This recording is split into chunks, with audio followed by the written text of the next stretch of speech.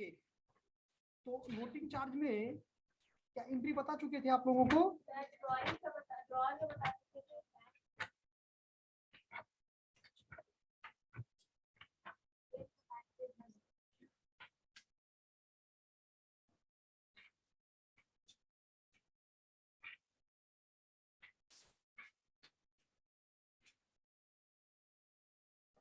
तीन condition situation बताए थे ना?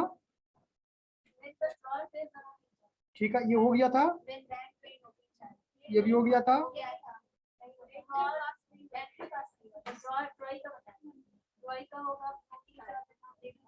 ड्रॉवर का तीनों बता दिए हैं। 5 सिचुएशन है इसमें ड्रॉवर के बुक्स में नोटिंग चार्ज के लिए। इन द बुक्स ऑफ ड्रॉवर में बताए थे ना ये दो entries, when the drawer page the noting charge. हाँ ठीक है, अब इतना ही बताए हैं। चलो सिचुएशन नंबर 2 सेकंड लिखो। सिचुएशन नंबर सेकंड या केस सेकंड भी कर सकते हो, कंडीशन सेकंड कर सकते हो। लिखो, when bank pays noting charge.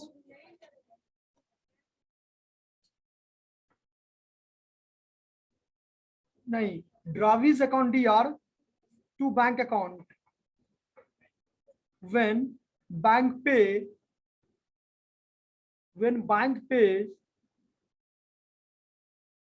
Noting charge, bracket में लिख देना, in case of discounted bill, in case of discounted bill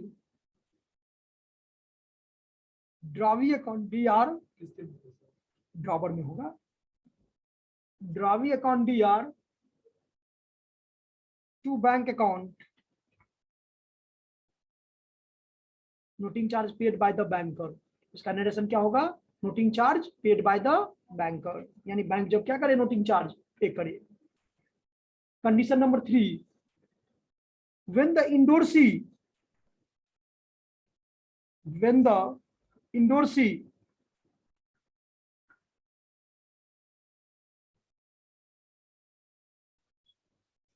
when the endorsee pays the noting charge। अब चूंकि इंडोर्सी पे करेगा तो ये तो इंडोर्समेंट का केस होगा ना, तभी तो इंडोर्सी पे करेगा ना। तो उसमें लिखिए, drawee account DR to endorsee,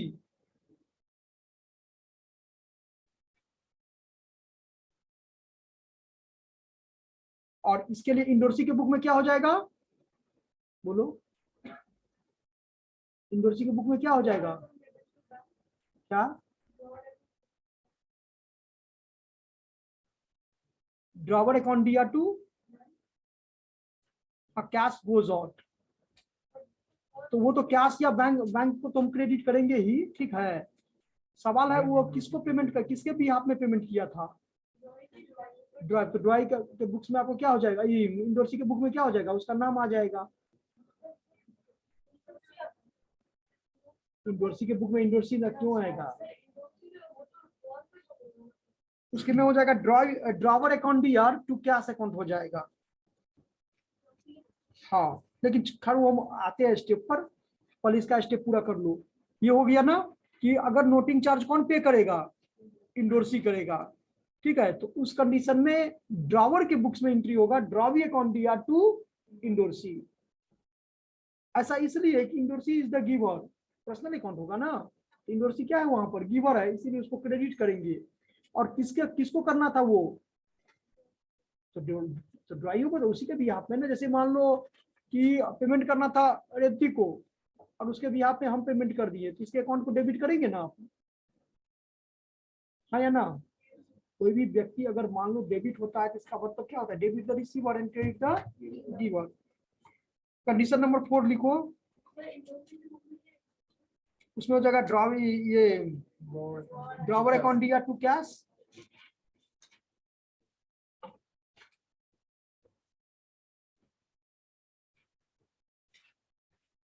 when a bill is sent,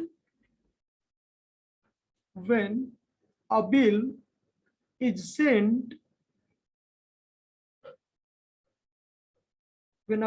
sent to the banker,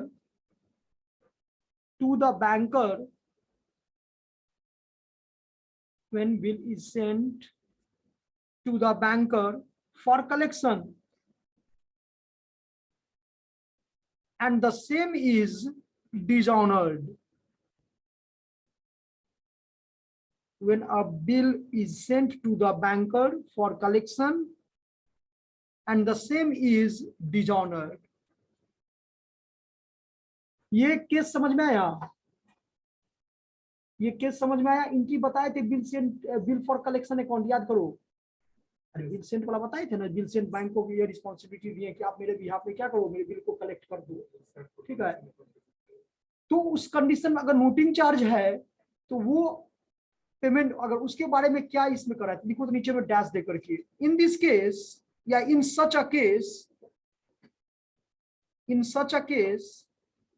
the bank does not pay the noting charges. In such a case, the bank does not pay the noting charges. यानी इस condition में bank जो है noting charge पे नहीं करेगा। The bank generally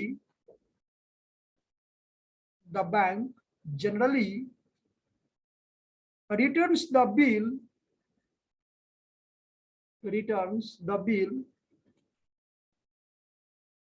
to the drawer and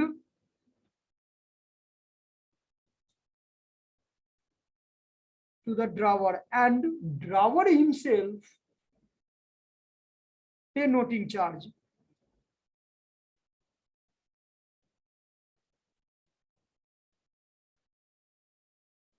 Therefore, the journal entry will be the same. Therefore, the journal entry will be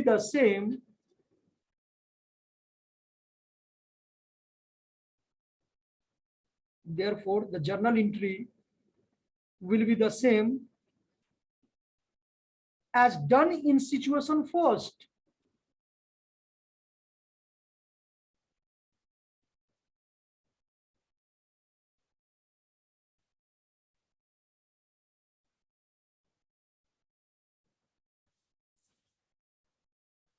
एवं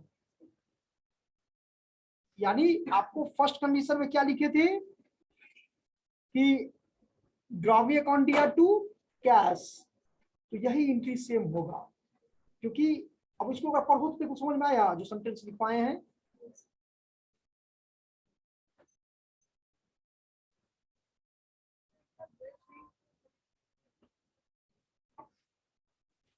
जैसे पहले तो सेल करते थे, वहां से स्टार्ट करो, तो क्या करते थे, किसको सेल करते थे, ड्रॉवी को, तो ड्रॉवी अकाउंट दिया टू सेल्स लिखते थे। फिर उसके बाद बिल जब कलेक्ट करते थे ड्रॉवी से तो क्या लिखते थे, बीआर अकाउंट दिया टू ड्रॉवी, और इस बिल को जब सेंड करते थे बैंक में क्या लिखते, bill send to bank for collection या बिल फॉर कलेक्शन अकाउंट दिया टू बीआर, और उस बिल फॉर कलेक्शन जो डेबिट किए थे उसको क्या कर देते थे, क्रेडिट, बैंक अकाउंट दिया टू बिल सेंड फॉर क्या। इसका मतलब ये हुआ कि हम बैंक को ये रिस्पॉन्सिबिलिटी दिए एक तरह से कि भैया आप मेरे बिहाफ में क्या कर दो, मेरे बिल को कलेक्ट कर दो। हाँ, उसमें होता है कि कोई कुछ ना कुछ चार्ज भी लेता है बैंक, या डिस्काउंट भी करवा लेते हैं। देखिए नहीं, वो बैंक को जो डिस्काउंट, बिल को जो डिस्काउंट पर कहते ठीक, क्या कर रही हो, बैंक फ्री में तो काम करेगा नहीं। आप देखते हो कि हमारे इंस्ट्रक्शन पर जो मेरा इंश्योरेंस प्रीमियम है कट जाता है कि नहीं कट जाता है, बैंक पेमेंट करता है कि नहीं करता है। मेरा जो ईएमआई है, अगर आदित्य विजन से मान लो सामान लिए तो देखते हो पासबुक मांगता है ना, कभी सामान लिए हैं तो देखते हो पासबुक कहता है ना, जो बैंक से आपका जो है ईएमआई है तो बैंक का पासबुक चाहिए 3 मंथ का या 6 मंथ का जो भी है, वो कहता है एक चेकबुक चाहिए। मतलब क्या है कि आपके बिहाफ में आप खुद आकर के तो मुझे पेमेंट करोगे नहीं, तो हम आपके बैंक से ही क्या कर लेंगे, पैसा रीजन ये। तो बैंक मेरे बिहाफ में काम करता है तो उसका कुछ ना कुछ तो चार्ज लेगा ना। तो बिल भी कलेक्शन करने का अगर जिम्मेदारी लेता है बैंक, तो उस एवज में भी वो भी कुछ न कुछ क्या करता है, चार्ज लेता है। दूसरी तरफ अगर मान लो 5,000 रुपया हमको किसी से लेना है, हम नहीं ले पा रहे हैं, तो बैंक से हम ये करते हैं कि ठीक है आप उससे ले लीजिएगा 5,000 रुपया, आप हमको अभी दे दीजिए, 2 महीना पहले ही दे दीजिए, मुझे पैसे की क्या है, सख्त आवश्यकता है डिस्काउंट की। तो डिस्काउंट करते हैं तो क्या लिखते हैं, bank on DR, discount on DR to क्या डीआर करते हैं ना। तो ओवरऑल अगर बिल सेंट फॉर जो डेबिट किए थे उसको क्रेडिट कर देते हैं, यानी डेबिट क्रेडिट क्या हो जाता है, कैंसिल ही तो हो गया ना। तो आ गया ना bank account DR to BR. हाँ, आपकी का ड्रॉवर का अकाउंट होता है, जैसे आप पढ़े होंगे, जो बच्चे 12th कॉमर्स अकाउंटेंसी पढ़े होंगे वो बच्चे जानते होंगे कि इशू ऑफ शेयर्स एक चैप्टर था। उसमें था क्या कि बड़े बड़े जब कंपनी होते हैं, वो कंपनी क्या करते हैं, घरे घर जाकर के तो शेयर होल्डर से पैसा लेगा नहीं, तो वो किससे मिला हुआ रहता है, बैंक से रहता है। कि आप एप्लीकेशन जैसे लिखते थे बैंक अकाउंट या टू शेयर एप्लीकेशन अकाउंट करते थे ना, तो पहला इंस्टॉलमेंट ऐसा था कि नहीं, वो कहता था कि जब तक आप पैसा नहीं दोगे तब तक आपको एप्लीकेशन फॉर्म नहीं। तो वो बैंक से आप परचेज कीजिए, बैंक को पैसा दीजिए, डिपॉजिट कीजिए, आपके बिहाफ में बैंक काम कर रहा है, तो bank is the receiver, that is bank account is क्या डेबिटेड।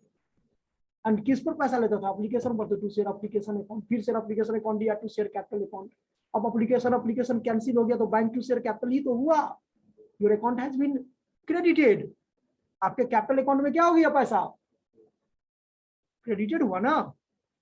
और वो तो छोड़ो, आप कभी बैंक में पैसा जमा करते तो मोबाइल पर मैसेज आता ना, your account has been credited, और जब पैसा निकालते तो क्या लिखता है, your account has been debited. मतलब आपका अकाउंट उसमें क्रेडिट है, इसका मतलब है आपके बुक्स में उसका अकाउंट डेबिट है, मतलब आपका वो कर्जदार है, आप उसके महाजन हो। ठीक है, तो किसी भी व्यक्ति का नाम अगर मान लो किसी के अकाउंट में क्रेडिट है, तो निश्चित रूप से उस व्यक्ति का नाम उसके अकाउंट में क्या होगा, डेबिट होगा ना। डेबिट होने का मतलब, तो बीआर में जब आप बिल ऑफ एक्सचेंज चैप्टर पढ़ रहे हो, इसमें जब देखोगे तो अल्टीमेटली क्या होता है, bank account DR to bill receivable. Finally ये नहीं करते हैं कि हम बैंक को डेबिट क्यों किए, सोचो थोड़ा। अरे बिल पर पैसा लिए ना ड्रॉवी से जी, तो बैंक नहीं बच्चे, बैंक का नहीं बढ़ा, बैंक रिसीवर हुआ, इसीलिए बैंक को डेबिट किए। हाँ, वो माने में तो ठीक है, increase in assets, cash in hand है तो एसेट्स है, कैश एट बैंक है तो क्या है, वो भी एसेट्स है। हाँ बैंक, चंदा ध्यान है इधर, क्या समझा रहे थे,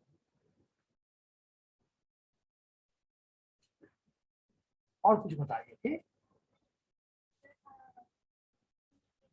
थोड़ा पढ़ाई पर बच्चे जो बता रहे हैं उसको तो समझने की कोशिश करो, लॉजिक बता रहे हैं थोड़ा, इसको देखो कैसे एक अकाउंट पे।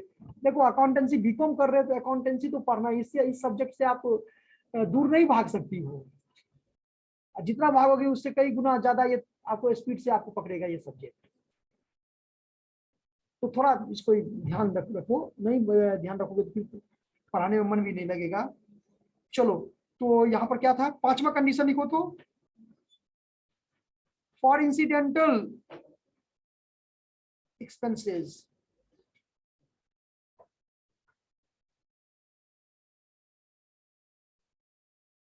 ड्रॉविज अकाउंट दिया टू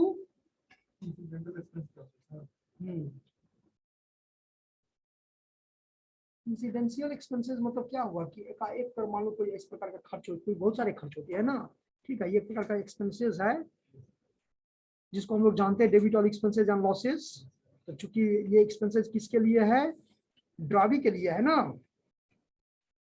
किसके लिए बताओ, ये एक्सपेंसेस किसके लिए है, ड्रॉवी अपने बुक्स में इसको डेबिट करेगा, ठीक है, लेकिन इसके ड्रॉवर के बुक में क्या हो जाता है, क्रेडिटेड। अगर ये इंसिडेंटल एक्सपेंसेस अगर दिया हुआ है क्वेश्चन में, तो क्वेश्चन में आएगा इस तरह का, तो drawee account D R to incidental expenses account. किस चीज से रिलेटेड है, जैसे बिल उल जब हम लोग नोटरी पब्लिक सबका जो ये करवाते हैं ना, तो उसी से रिलेटेड नोटिंग पब्लिक का तो ये तो नोटिंग चार्ज हो गया, बट इंसिडेंटल एक्सपेंसेस के बारे में कोई ऐसा नहीं है, एक प्रकार का खर्च ये बता रहा है, एक्सपेंसेस बता रहा है। ड्रॉइंग का हुआ सर, ड्रॉइंग का तो ड्रॉअर को क्या लेना देना उसका। लेकिन कभी कभी आप जब तो एक्सपेंसेस उसके बिहाफ पे पेमेंट करता है कि नहीं करता है, मतलब बिहाफ पे कर देता तो हाँ। डेबिट कर देगा, उसको डेटर बना देगा। ये डेबिट करेगा तो उसको तो डेटर बना ही रहा था, डेबिट तो क्या ही ड्रॉवी को, और बढ़ा देगा। हाँ। जितना एक्सपेंस हुआ अपना कैश तो डेबिट करेगा, ड्रॉवर को डेबिट कर, ड्रॉवी को डेबिट करेगा, और एक्सपेंसेस को क्या करेगा, क्रेडिट करेगा। और जब ड्रॉवी के बुक्स में जाएगा तो उसके लिए ये एक्सपेंसेस है तो उसको क्या कर देगा, वो डेबिट कर देगा, और क्रेडिट ड्रॉवर को करेगा। ठीक है।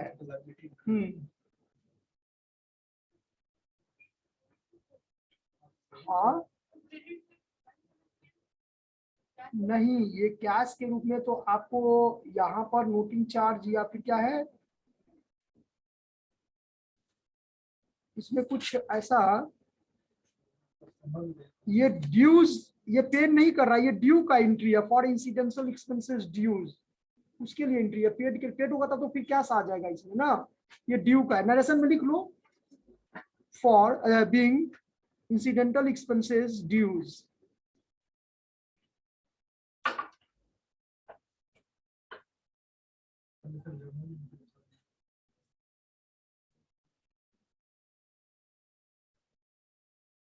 यहाँ तो सिर्फ इतना ही लिख रहा है कि sometimes apart from noting charge some incidental expenses are paid which are payable by the drawer। या सिर्फ इतना ही लिखा हुआ है कि कभी कभी ऐसा देखा जाता है कि नोटिंग चार्ज के अलावा भी कुछ खर्च ऐसे होते हैं जिसको कि ड्रॉवर को पेमेंट करना पड़ता है। Thus the drawee has to pay the amount of क्या, ओरिजिनल बिल प्लस क्या, नोटिंग चार्ज, और प्लस इंसिडेंटल एक्सपेंसेस यानी इंसिडेंटल चार्जेस। चलिए अब लिखिए, इन the books of drawee, in the books of drawee, in the books of drawee, in the books of drawee, the following journal entry, in the books of drawee, the following journal entry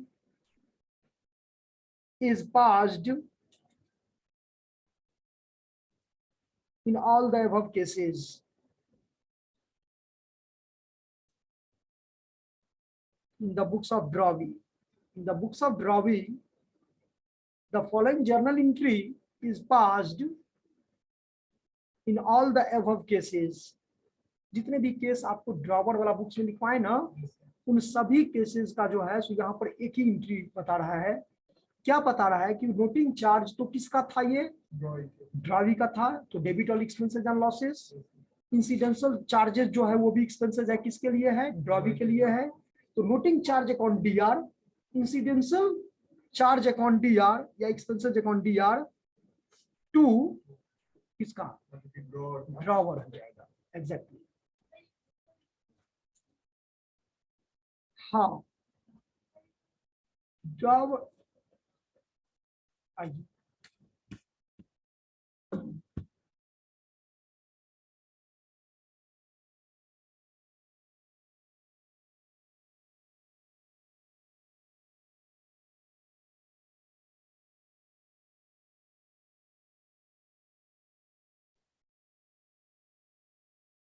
हाँ क्या लिखे, इन the books of drawee, ये तो heading लिख दो, और उसमें थोड़ा लाइन नीचे में लाइन लिख दो कि in the books of drawee the following journal entry, the following journal entry is passed in all the above cases.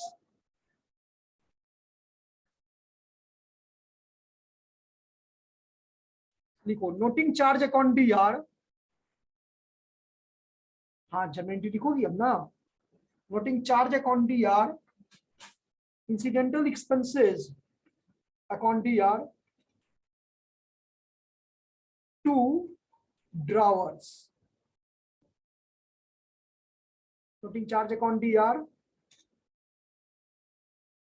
Incidental expenses भी लिख सकते हो और उसको चार्ज भी लगा सकती हो। हाँ एक्सपेंसेस ही लिख दो, ठीक है, कोई दिक्कत नहीं है, both are same. incidental expenses account DR or to drawer. देखो in the books of Indorsi,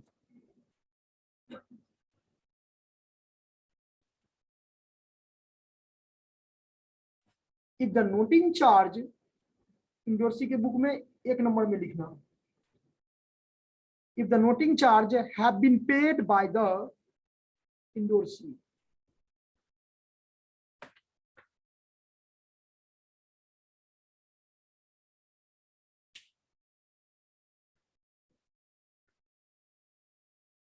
paid by the Indorsi,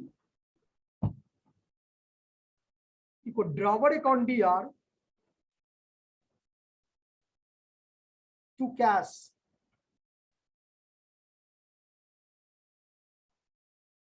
और सेकंड में लिखिए if the Indorsi has discounted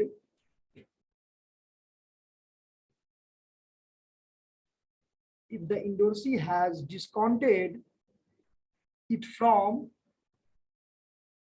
bank,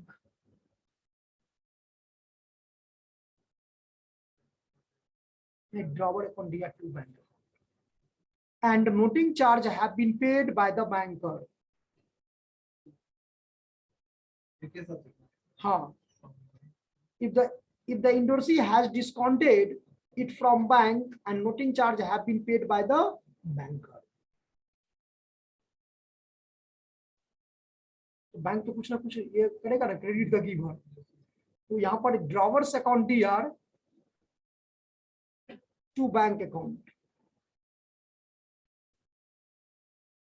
यहाँ पे सर बैंक के लिए ड्रॉअर ई हुआ ना, जो उनको सबमिट किया। हाँ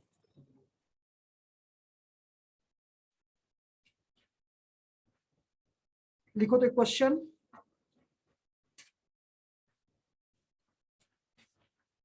X drew on Y, X drew on Y a bill for rupees 3,000 payable 3 month,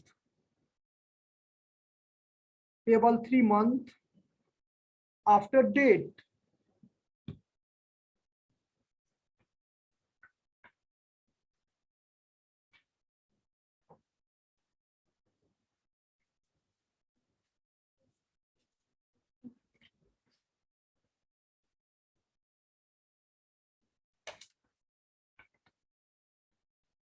After date, उसके बाद लिखो Y accepted it,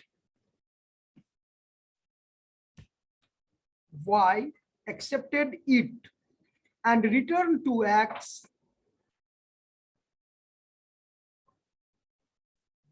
ACCEPTED and return to X. ये कॉन्सेप्ट, ये लैंग्वेज समझ में आया सेंटेंस कि X ने एक बिल लिखा Y के ऊपर में, अब बिल तो निश्चित रूप से वही लिखेगा जो सामान वो बेचा होगा उसको, ठीक है। अब चूंकि जिसका संपत्ति जाता है तकलीफ ज्यादा उसी को होता है, अब जो संपत्ति लेकर के बैठा हुआ है उसको क्या प्रॉब्लम है, उससे उसको तो कोई दिक्कत नहीं है। जो अर्जित किया, जो धन को कमाया, जैसे आपके दादाजी, आपके पिताजी संपत्ति को अर्जित किए और उस संपत्ति को आप क्या करोगे, लुटाओगे, तो आपको तो मजा आएगा, आपको क्या उससे दिक्कत है, तकलीफ किनको होगा, जो उसको कमाया है। तो इसीलिए कहते हैं कि अपना धन जब कमाओगे, उसको जब एक्सपेंसेस करोगे ना, उसमें खुशी देखना। अब बाबूजी से 5,000 रुपया लिए, उसको खर्च कर रहे, उसमें खुशी देखना। निश्चित रूप से थोड़ा हाथ क्या होगा, एक वो पिक्चर आया था, वो भी आया था, कौन तो पिक्चर था जिसको ध्यान मेरे को नहीं आ रहा है, वो ऑपरेशन के बारे में बता रहा था कि जब हम अपने किसी रिश्तेदार का ऑपरेशन करेंगे तो हाथ क्या होगा, बबन ईरानी था उसमें। वो खानदानी पिक्चर है, वो बराबर देता है उस पर, सोनी पर, जो भी। तो वो बात सही है कि जब आप अपने पैसा खर्च करोगे, हम उसको चूंकि अकाउंट्स के टीचर है तो उसको अपने शब्दों में लिए है, ठीक है, वहां वो डॉक्टर थे तो वो अपना उस हिसाब से लिए थे। तो जब अपना पैसा धन कमाओगे, उसको जब एक्सपेंसेस करोगे ना, तो थोड़ा मन लगेगा ये चीज नहीं खरीदे, ये खरीदे, ये नहीं खरीदे, वो खरीदे। अल्टीमेटली आप चाहोगे कि इस पैसे को हम बचत करके क्या करें, तिजोरी में रखें, खर्च करने का मन नहीं होगा। लेकिन अगर बाबूजी 5,000 रुपया दे रहे हैं मंथली, अब तो शायद आप लोग का ज्यादा हो रहा होगा, मंथली चार्ज आप लोग 10,000 से कम नहीं लेते होंगे आज के डेट में। हम लोग जब पढ़ाई करते थे पटना में तो 1,000 रुपया बाबूजी भेजते थे, और उसी 1,000 में क्या करते थे, 400 रुपया रूम रेंट लगता था और 400 रुपया खाना का जो भी था, 1,000-1,200 में हम लोग का उस टाइम में हो जाता था। बट आज के डेट में तो आप लोग को 10,000, 15,000 रुपया मिलता है, 20,000 मिल जाता होगा, बहुत सारे टाटा बिरला है तो ठीक है। तो नहीं, एक बात, मेरा कॉन्सेप्ट ये नहीं था, मेरा थ्योरी था, आप लोग अपने टॉपिक पर आए, ठीक है। मेरा कहने का मतलब ये है कि जब आप खुद का पैसा खर्च करोगे तो थोड़ा आपको क्या होगा कि संभल करके करें, कुछ सोच समझ करके करोगे। लेकिन अगर मान लो, तो यहाँ ड्रॉवर और ड्रॉवी का कॉन्सेप्ट है, तो एसेट्स किसका गया, ड्रॉवर का।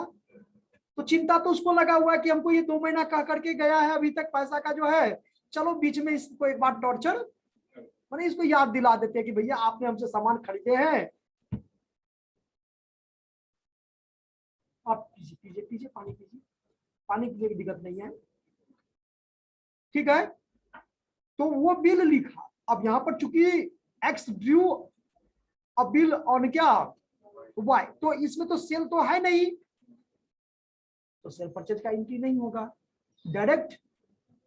अब बिल रिटर्न टू एक्स, अब समझो कि हम आपका इंफॉर्मेशन प्राप्त हो गया, मुझे आप मुझे याद दिला रहे हो, हमको पता चल गया, ये लीजिए हम आपको प्रूफ के साथ आपका बिल क्या कर रहे हैं, आपको वापस में रिटर्न कर रहे हैं। मतलब वो अपना सिग्नेचर कर देगा और सिग्नेचर करने के बाद वापस उस ड्रॉवर के पास में भेज देगा। आगे अब फिर एक लाइन लिख रहा है कि x purchased from Z, x purchased from Z goods for rupees 4,000 and endorsed to him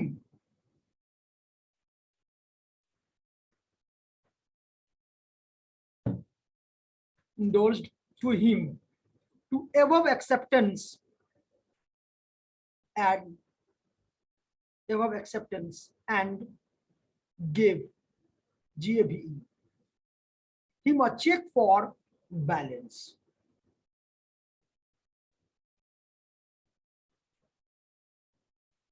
paragraph change करके लिखो, the bill was dishonoured on the due date, the bill was dishonoured on the due date,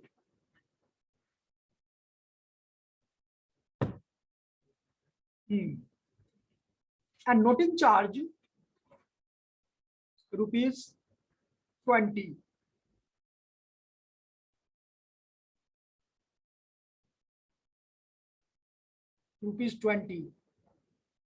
give journal entry in the books of X, Y and Z।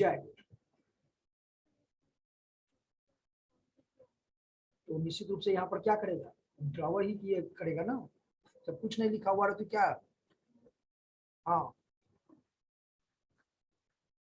Voting charge तो जिसको last में दिया गया वो पे करेगा ना। नहीं, नोटिंग चार्ज यहाँ पर जब कुछ मेंशन नहीं हो ना, तो आप समझ लेना, क्योंकि इंडोर्सी अगर नोटिंग चार्ज पे करेगा तो वहां लिख देगा noting charge paid by the का, पेड बाय द इंडोर्सी, वहां पर लिख देगा क्वेश्चन में। और जब कुछ नहीं लिखा हुआ हो तो क्या समझोगी रूपम, क्या समझोगी, नोटिंग चार्ज के बारे में जब कुछ नहीं लिखा हुआ हो तो क्या समझोगी, कौन पेड किया, नहीं तो ध्यान किधर है, घर पर चला गया ध्यान जी।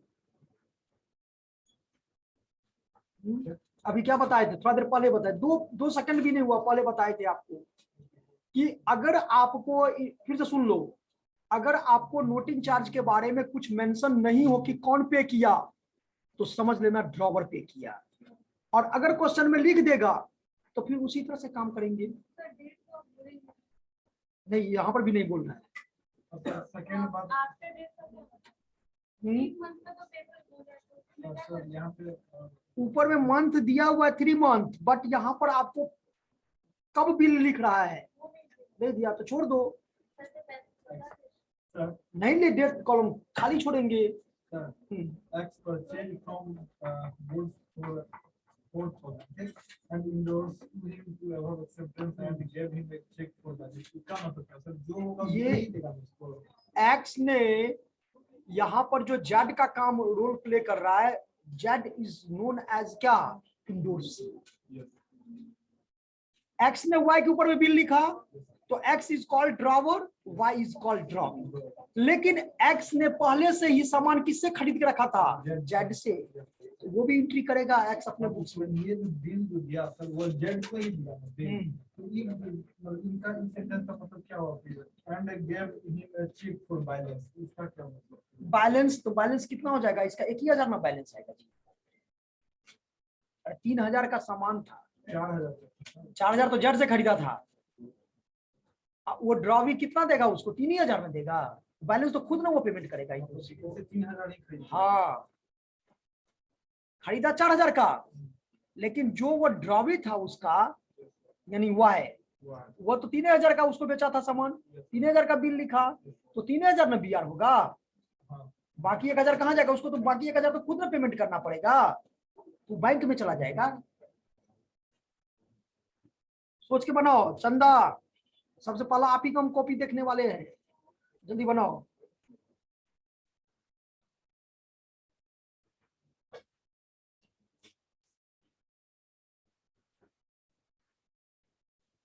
तो यहाँ पे एक और कॉन्सेप्ट आता है आफ्टर साइट का।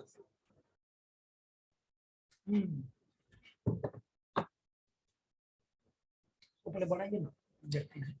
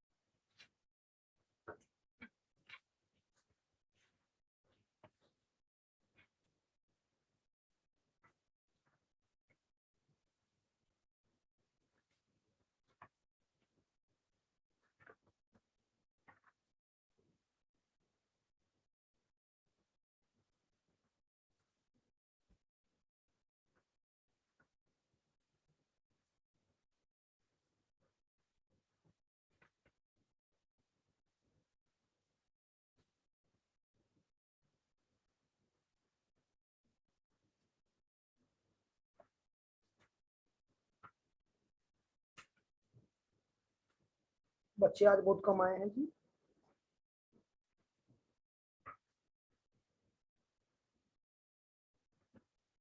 कुछ पीपीटी सब है क्या, इसका वाला, मेरा वाला मंडे को आप लोग का ग्रुप हम बना दिए हैं क्या?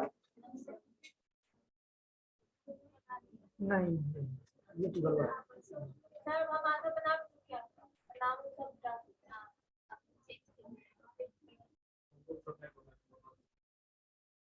कितने बच्चे ने बनाए इससे?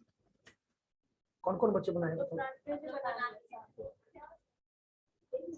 चंदा आप बताओ।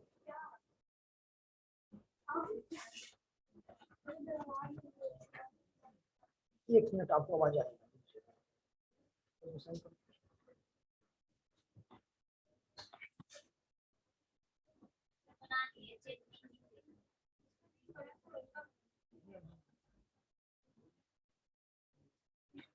आप लोग अपने ग्रुप में चंदा को लोगे।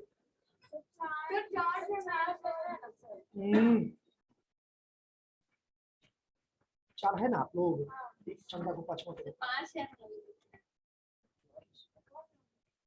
नहीं, सुनो देखो,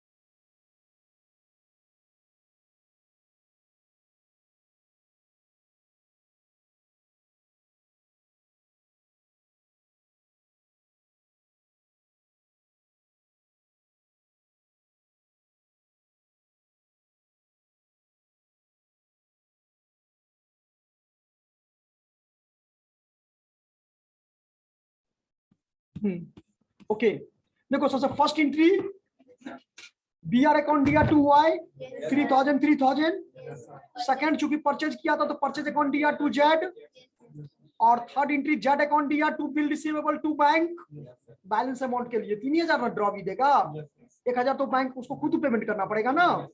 और फोर्थ एंट्री हो जाएगा, हाँ ड्रॉ मतलब वाई अकाउंट दिया टू जेड और टू कैश, कैश मतलब नोटिंग चार्ज के लिए, तो 3020 हो जाएगा ये, ठीक है। और in the books of Y में फिर से बोल दे, लास्ट वाई अकाउंट दिया टू जेड, जेड में लिखोगे 3000 और टू कैश मतलब नोटिंग चार्ज के लिए 20 रुपया, तो वाई में 3020 चला जाएगा। चलो in the books of Y X account दिया टू बिल्स पेबल, और बिल्स पेबल अकाउंट दिया नोटिंग चार्ज अकाउंट दिया टू एक्स, और इन द बुक्स ऑफ क्या जेड, तो जेड में तो उसके लिए तो सेल्स हो जाएगा ना, तो एक्स अकाउंट दिया टू सेल्स, और BR अकाउंट दिया बैंक अकाउंट दिया टू एक्स, 3000 1000 और 4000, और एक्स अकाउंट दिया टू BR 3000। लो जल्दी इसको लो, देखो इसको बनाओ, यही वो इस साइड वाला सॉल्यूशन है, यहां से लेकर के वहां तक, जल्दी करो, हाँ जल्दी नोट कर लो, नहीं मेहनत करेगा तब ना, पिक्चर तो आसान चीज है। हमेशा जानते हो वो व्यक्ति कभी आगे नहीं बढ़ता है जो शॉर्टकट खोजता है, hard working not a smart working, समझ गया। ओके बच्चे, thank you all of you. Thank you, sir.